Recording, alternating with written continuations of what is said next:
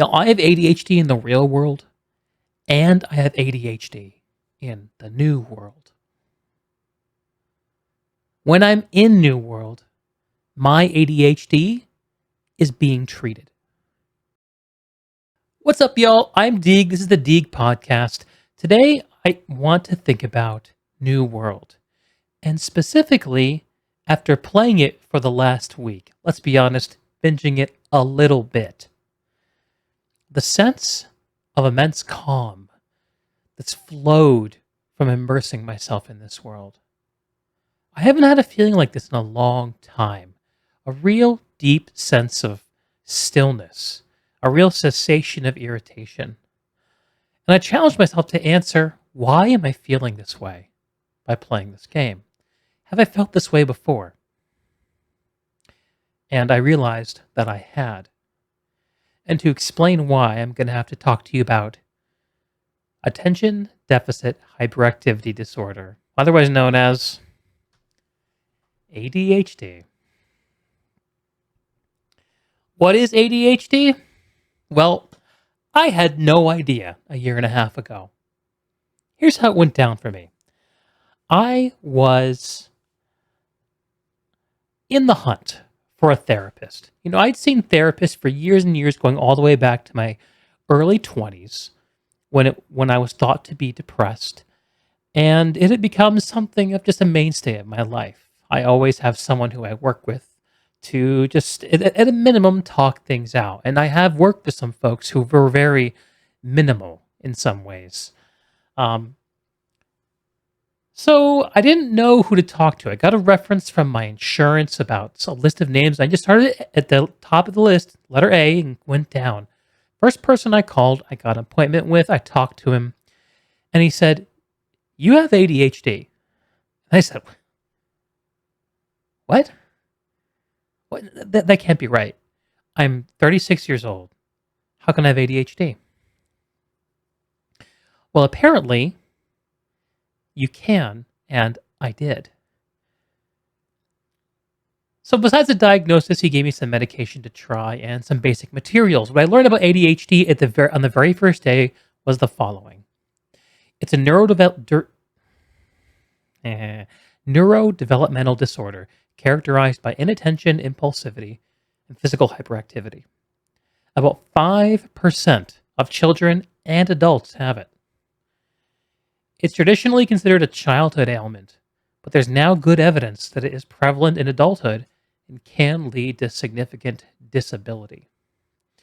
About 60% of children with ADHD continue to meet diagnostic criteria for ADHD in adulthood. ADHD changes as children goes up. It presents differently. Especially hyperactivity tends to diminish as people get older. Some adult patients only meet criteria for ADHD as an adult, not as a child. Hey, Henry. But for a less dry explanation of what ADHD was, I searched the internet. Who can really tell me not what ADHD is, but what it means? What it means to me specifically. And I stumbled upon Dr. Russell Barkley. He's a clinical psychologist, a professor of psychiatry, and has studied ADHD since 1973. And he is a man who I have come to endearingly, in my own head, refer to as the angry grandpa of ADHD. So what is it? So I want you to understand that you have a brain. The back part of it is where you learn. The front part is where you do. Knowledge, performance, knowing, doing. And ADHD splits them apart. I don't care what you know. You won't use it. You can be the brightest kid in the world, not going to matter. So you got a real problem on your hands because you can know stuff and you won't do stuff. That's a serious problem called a performance disorder.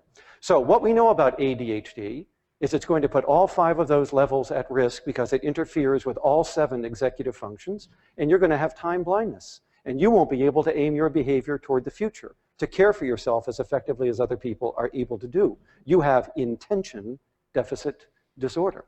You have a disorder of performance, not knowledge. You know what to do, but can't do it. You have a disorder of the when and the where, not the what and the how. Your problem is not with knowing what to do. It's with doing what you know. Just going to pause here briefly. Not everyone who experiences this has ADHD, but if you have, there is a chance. And believe me, I'm speaking from experience. I'm sure there are a ton of other gamers who have felt this. The gulf between knowing and doing. A performance disorder. How instructive. Anyway, continue. What does that mean? It means that all interventions must be out at that place in the environment where you're not doing what you know, to help you show what you know. I have to create scaffolding around you to help you do this. What does this mean for treatment? Teaching skills is inadequate. It won't work. You can sit down with somebody with ADHD and tell them what they need to do. Check. Good luck, right? It's not even going to leave your office. You act like they're stupid. They're not. They know what to do. They know what you're telling them to do, right? They're not going to do it. When they get out there, that information has no controlling value over their life. And it ticks you off. You start to interpret it as a motivational problem. But the only way to deal with executive deficits is to re-engineer the environment around them to help them show what they know. And all treatments must be out there in their life where you have to build that scaffolding. All of this in ADHD is due to neurogenetic deficits, and that means that medication is absolutely justifiable. After all, if you have a neurogenetic disorder, then neurogenetic therapies have a role to play in your disorder, and they do. 80% of people with ADHD will be on medication at some point in their life. And good thing, it's the most effective thing we have. There are other things we can do, but that's the most effective. Now, you might be able to train up some of these executive functions. We don't know that yet. We don't know whether practicing working memory actually helps you in life. There's no evidence that it does at this point, at least convincingly, but there's a possibility. Wow, that's a lot. Dr. Barkley is a lot. I love this guy. Knowledge versus performance. Like we paused at earlier. Huge for me to understand. You know, I don't have this in my notes, but the thing that I really remember about this ADHD diagnosis back in, I think it was March or April of 2020, about a year ago, actually right around the time of the onset of the pandemic, pretty early in it. What I really remember is thinking to myself, this explains all the failures of my life that I'm so ashamed of. This explains what was going on. This explains the X factor. Because my life had not added up in a lot of ways. You take this part of me, and this part of me, and this part of me, and you add them up, and you get this. Only I wasn't that. I was something less. What was counterbalancing this expected outcome? So, like he mentions, ADHD is an interference with executive function. He also mentioned that it tends to tick people off and get perceived as a motivational problem, which, interestingly enough, Henry in the chat just referenced. Can't help but think that proper motivation is key here. I personally don't feel very motivated when I'm supposed to be doing something that is expected of me by external forces. Me too. And this is exactly the feedback that I got from my teachers, from my parents. What's wrong with you? Why aren't you motivated? And I want to talk about that for a second. Because when I was doing this kind of realization of feeling like this connects the dots, what I did was I looked back at some of those really big moments to try to fit this explanation to my life, to rationalize it. And of course, what do we go back to? School. For me, I think the first point in my life where ADHD really started to very clearly manifest, it might have been there before this, but it hadn't really had a very material effect on my life and the outcomes of it, was in 2001. I was 17 years old. I'd been taking a class in 10th grade, high school, as a sophomore, and it was AP U.S. History. U.S. History, U.S. History, pretty simple, easy to understand. This was an AP class. So the point of it was for me to take an advanced placement test at the end of it. Now, I was given scores and grades on tests throughout the school year studying for this coursework. I was assigned essays, they were graded, I was given assessments. But at the end of the day, because it was an AP class, my only grade that actually mattered was the grade that I got on the AP exam, which was an official standardized exam presented outside of the school, but that the school internalized as my grade on the course. A lot of cool things I could say about that class, but I will chuck aside most of them just to say that over time, my performance in the class slipped. And by the time I got to the end of the school year, and we were getting ready to take the test, I think I had maybe like a C in the course, and there were some kind of informal predictions going around the class about who would score and who would score well and how everyone would score. And I think that I was placed near the bottom of the pack by most of my classmates. But what actually happened was I took 36 hours and I read all the coursework front to back before the exam, and I got a perfect score. So that's an example of a time where I overpowered my ADHD. And it's something that I really have always had the ability to do when the stakes are high and when failure is imminent.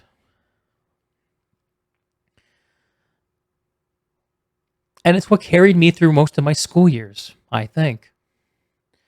But not forever. It wasn't always enough to just overpower my ADHD. Because later that same year,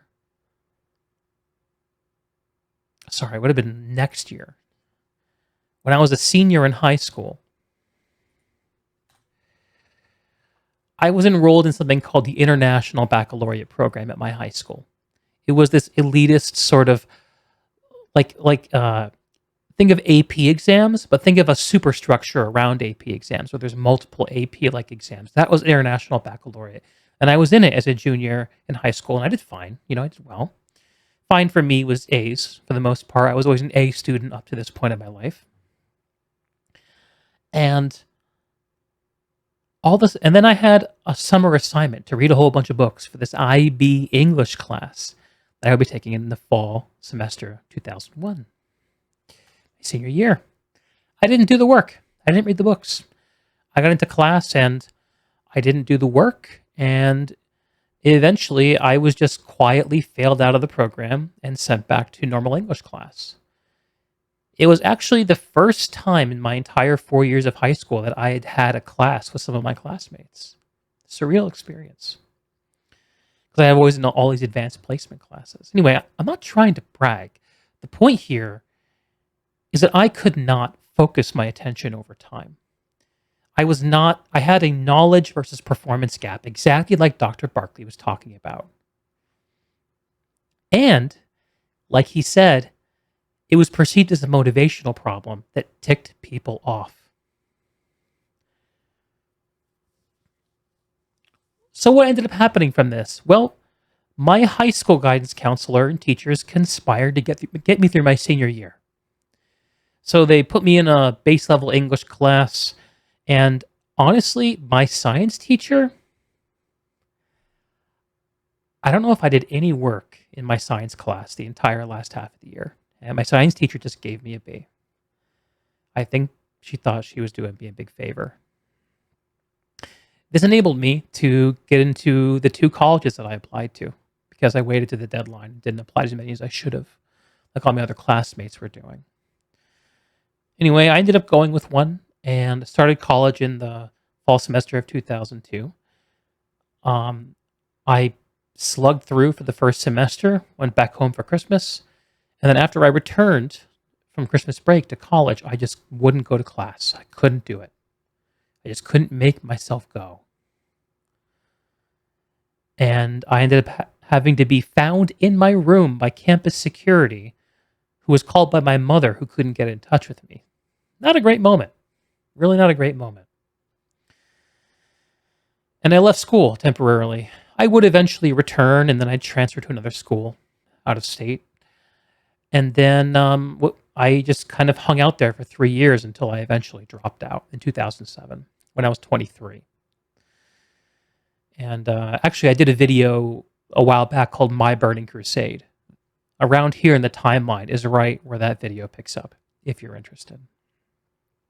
Point of all this is, these are all major moments in my life that did not go the way that they seem to have should have gone. And an inability to take what I know and manifest it in the world perfectly explained to me what was going on there. And it was seen as a motivational problem that ticked people off. Let's talk about some of the fallout. So obviously I failed out of school. That's not great. But in a lot of ways, I was lucky that it didn't affect me worse. I was able to fall back on my family, who took me back in. They weren't entirely happy about it, though. One of the main outcomes of this is it really frayed my relationship with my parents, especially my father. He kind of became my enemy number one. He never seemed happy to see me unless I was achieving something, mowing the lawn, banging down doors for jobs, whatever.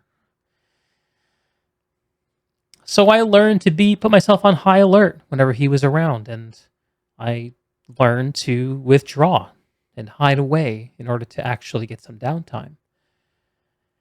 This became such a huge part of me that even today, going on 40 years old, I tend to find it difficult to self-regulate unless I'm left alone for extended periods of time.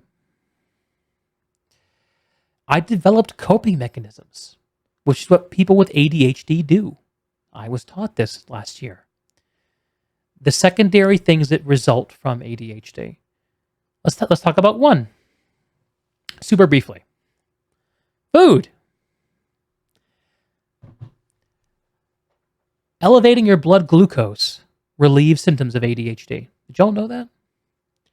That's why a lot of times when I'm on here on stream, I'm drinking something with sugar in it. Because it helps me focus. It mitigates the ADHD. Here's to that. Another coping mechanism? Video games. But we're going to come back to that. So what did I do about the ADHD? How did I treat it? Well, let's take some clues from Dr. Barkley about what we should do should we find ourselves diagnosed with ADHD. What we do know is we are not going to excuse you from your mistakes, because the problem you're having is not with consequences. So why would I excuse them? The problem you're having is with the delay to the consequence. All important social consequences are delayed consequences. And that is a huge thing. Just going to pause me to read it. All important consequences are delayed consequences. If you have ADHD, you have a hard time with that. Oh my God. Yes. that's your problem, time.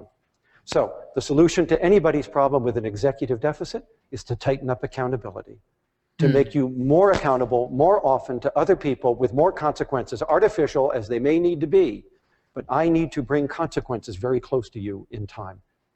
So I'm not going to excuse your behavior. I'm actually going to hold you more accountable than other people. And that is why we do BMOD. BMOD allows me to sprinkle artificial consequences all throughout the environment. I think BMOD is behavior modification, I think. To improve your functioning. And that means that the success of my intervention is based on the willingness of other people in the natural environment to make those changes. If they're not willing to build ramps, so to speak, to build the scaffolding, it's not going to work. The stakeholders have to be involved. It means that ADHD is the diabetes of psychiatry. It's a chronic disorder that must be managed every day to prevent the secondary harms it's going to cause. But there is no cure for this disorder. Now, all right. Dr. Barkley hitting us hard again. So, all important social consequences are delayed consequences. So how do we deal with this? We undelay the consequences, create more accountability. He said that the success of his intervention is based on the willingness of other people in the natural environment to build the scaffolding. The stakeholders have to be involved. Who are the stakeholders? Who are my stakeholders? Well, I can offer you a few examples of this exact phenomenon, this exact scaffolding that required stakeholder involvement. My biggest stakeholder is my wife, y'all. Of course, it's my wife. We've been together for a decade, married almost as long. She knows and deals with my shit more than anybody. So once I started going down this road, a few things that came up and ended up happening. Some were my ideas, some were her ideas, but she was a willing participant in helping deal with this. One of the things that I did when I first realized I had ADHD was I started bringing my wife coffee every morning at the same time. Why did I do this? Well, she needed coffee in the morning, and it was a nice thing for me to do. Of course, there's that. That's amazing. But this helped me regulate my sleep in a way that I was not doing before that. Even though the pandemic had just set in early 2000, I'd been working remotely for almost a year at that point and had done what most remote workers do, and I wake up when I need to be physically accountable for something, to get something done, or to be present on a meeting. This helped regulate my sleep, which is a big problem for people with ADHD. I also created a regular financial ceremony with my wife. In other words, we made a schedule to sit down and balance our books. And I created the structure and the spreadsheets and whatever we needed to make that happen. That was huge in helping us get a hold of our money situation, which we now handle with a lot less stress than we used to. And last but not least, yo,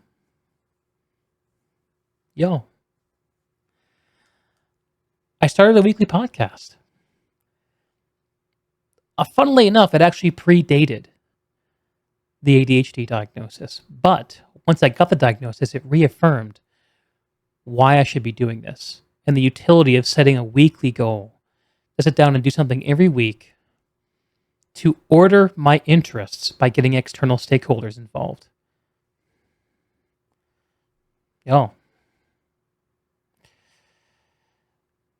Anyway, this is a little self-indulgent. I don't normally like to go into this level of detail, but there is a reason I'm bringing this up. And there's a payoff here. And it has to do with New World, like I mentioned. At the very start of this talk, I said New World is having a strange effect on me. It, of course, is an exciting game I'm having fun playing, but it's giving me this sense of relaxation and almost like sedation that abides with me outside of the game when I'm not even playing it. I think ADHD has something to do with it. And again, to answer why, we're going to refer back to Dr. Barkley. So let's do that. So here are the things that my theory tells you to do to help people with executive deficits. Okay. I'm going to let him finish. But before I do that, let's have a look at what he's showing here on the screen. How can we compensate for executive function deficits by reverse engineering the executive function system? This is the part of the mind that is deficient with people who have ADHD, like yours truly. Number 1, externalize important information to key points of performance. Number 2, externalize time and time periods related to tasks and important deadlines. Number 3, break up lengthy tasks or ones spanning long periods of time into many small steps. Number 4, externalize sources of motivation. Number 5, externalize mental problem solving. These are all things people that don't have ADHD can usually do to some level internally automatically. And these are all things that New World is doing for me when I'm logged into it. New World externalizes important information at key points of performance. New World externalizes time and time periods related to tasks and important deadlines. New World breaks up lengthy tasks or ones spanning long periods of time into many small steps. New World externalizes sources of motivation. New World externalizes mental problem solving. Now, I have ADHD in the real world, and I have ADHD in the new world. When I'm in New World, my ADHD is being treated. This is what I told you this morning. This is the take-home cash value of shifting your framework from an attention disorder to an executive disorder. And the theory tells you all 6 things you got to do. Step 1, you have to make mental information physical. You must externalize the information because working memory is shot. That means we have to use cues, signs, charts, reminders, do lists. I got to put stuff in your visual field to remind you of what needs to be done right here, right now. Quest Make tracker. it external again. The next thing I have to do is make time physical, real, through clocks, timers, counters, watch minders, anything I can enlist that is going to put time outside of you so that you can see it passing and judge your performance relative to it, because you have no clock. We got to put one in your visual field. I'm going to have to take lengthy assignments because they involve spans of time, and get rid of time. Make them small quotas, little baby steps over the bridge in time. A little bit of work done frequently over time, and we'll get you there. But you will not do book reports and science projects and other things on your own. You can't. Those involve delays, and you can't handle delays. So the best way to solve the problem is get rid of the delay and bring it back into the now through little steps. Break all long-term projects into baby steps. Do a baby step a day. You get there. But if you don't do that, they're not doing it. You have to make motivation external. They can't create internal motivation. They are dependent on the environment for their motivation. You must put the consequences in the now, or they will not work for you. This is what video games do and what homework does not, which is why they can play video games for hours and not do their homework for more than a few minutes. Video games provide external continuous reinforcement. Homework does nothing. Video games do not need internal motivation, whereas homework does. There it is.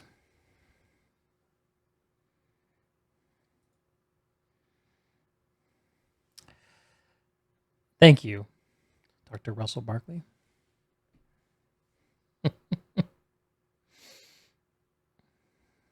There it is. What do I do with this? I don't know. I'm just noticing it. I'm practicing self-observation.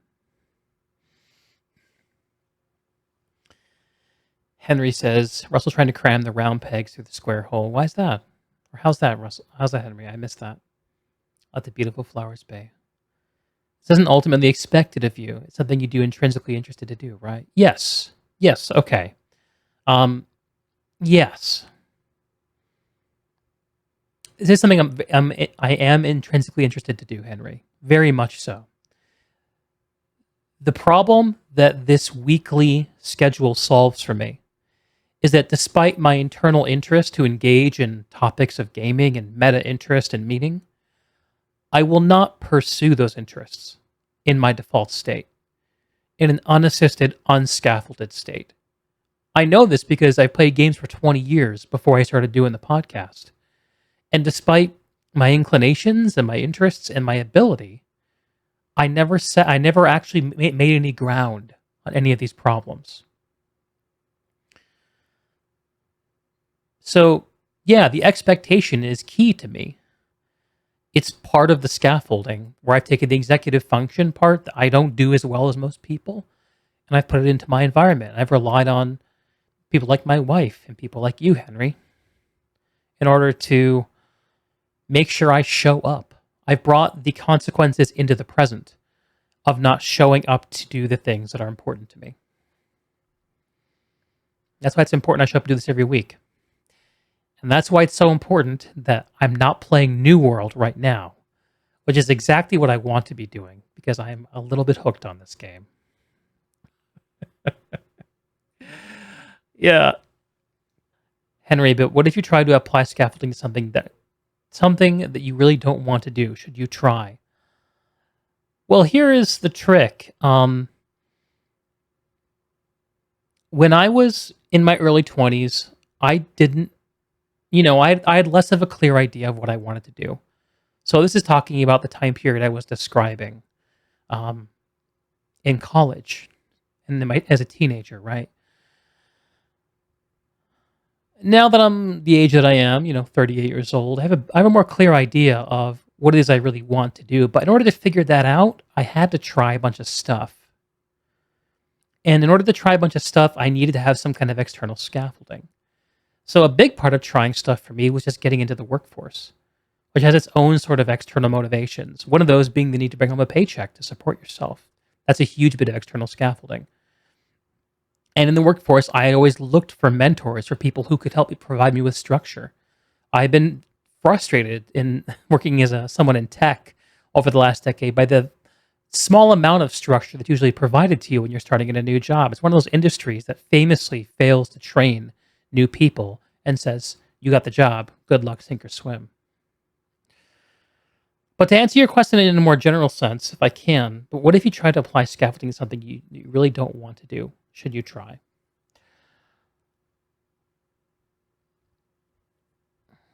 I think it's a tricky question. It's kind of like a chicken and the egg. Because what applying the scaffolding ends up being is a skill. And like any skill, it only develops as you use it. And the more skilled you are in doing so, the more success you will have in the outcomes. And the trick is dissociating the scaffolding from what you're putting the scaffolding around. The skill of approaching things from the thing itself.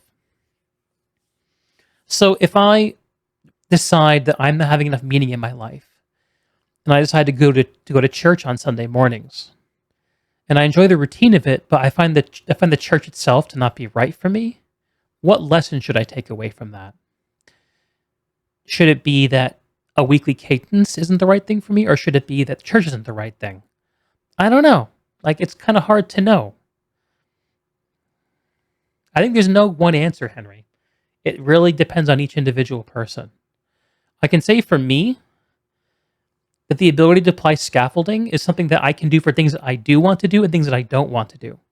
And the things that I don't want to do especially need that. There's a lot of examples I can think of.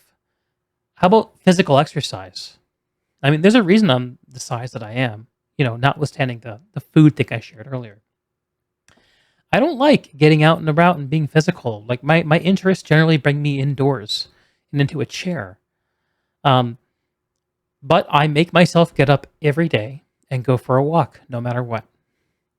And I do at least a walk, not at most. And the ability to make myself do things every day is one of the greatest strengths I have now. Every single day I take a shower. Every single day I shave. Every single day I take a walk. Every single day I have some coffee. Every single day I spend some time with my wife. Every single day I usually either do work for my job or I work on the podcast or both. Some kind of productive work that is future focused. Yeah, I don't know if any of this answers your question. I really like your question. I think that the skill of the scaffolding, if you have ADHD especially, is very valuable, independent of what you apply it to. And the question of what you can apply it to is something you can only learn by trying it, by trying stuff. You think you feel like there might be some value in allowing oneself to be distracted with things? Yeah. So this is one thing I'm not going to go over in this talk. But one of the things that's actually critical to... All right, sorry, I should correct myself. I was not planning to go over it in this talk. One of these that's actually critical for ADHD, which he goes over almost right after this slide, by he, I mean Dr. Russell Barkley, is self-regulatory strength is a limited resource pool. This is a great infographic. In order to apply executive function, in order to embrace the scaffolding, whether it's inside yourself or outside in terms of your routines and people around you, it requires willpower. It requires energy. You have to put time, energy into it. He lists here inhibition and self-restraint, self-management to time, self-organization and problem solving, emotional self-regulation, self-motivation, all things that drain your resource pool. He also suggests that stress, alcohol, drug use, and illness drain that. So you have to find a way to refill it. And that can be lots of different things. I can't remember if he suggests anything in specifically that can refill it. All right, here's some suggestions he has. Greater rewards and positive emotions, statements of self-efficacy and encouragement. This is something that video games do very, very well, by the way. Statements of self-efficacy and encouragement. Greater rewards, I guess that's in that too. 10-minute breaks between executive function and self-resource tasks. Not really good in gaming. 3+ minutes of relaxation or meditation. Visualizing and talking about future rewards before and during self-regulatory demanding tasks. Routine physical exercise, also glucose ingestion. Exercise and glucose. Did both of those today.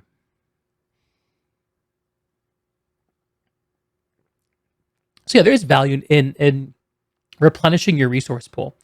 And the way you get that energy pool back is different for every single person. This model also really helped me be kind to the parts of myself that need refill, which I've traditionally really denied myself, at least in terms of my own thinking. Anyway, ADHD, ladies and gentlemen.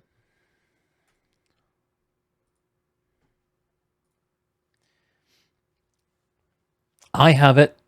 I'm not fit to diagnose it in anyone else, but I hope someone finds this interesting. It's certainly been incredibly useful for me to put a name to something that I've struggled with my whole life. And I am seeing some related parts of it get tickled by playing this game. Oh, I also wanted to mention, I just wanted to give a couple notes about New World as kind of like the news segment of the podcast today. So I did roll New World when it came out on launch. I had a pretty average, I think, experience with fighting the queue compared to most people because I didn't want to try to play on a streamer server. In fact, I decided to avoid streamer servers. I'm having a great time. And the interesting thing about avoiding streamer servers is it ends up being filled up with just regular people who aren't necessarily the most sophisticated in terms of the way that they approach gaming and organization and all the things that happen in the game. So there's a little bit of social carnage going on, which is kind of interesting. It's kind of a throwback, it feels like to me in a lot of ways. I kind of like it. I'm having a great time, and I might take time to do like a review or an impressions video, but that's not what this is.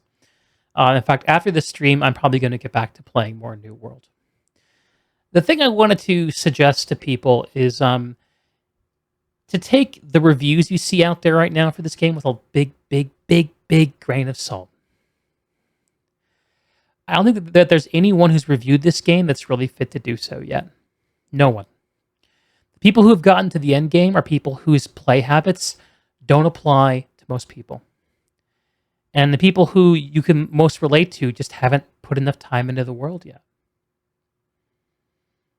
So don't really trust the reviews for New World. If it were me, I would start looking to like the Thanksgiving time frame for the first really quality reviews of this game, or at least what the leveling experience is like.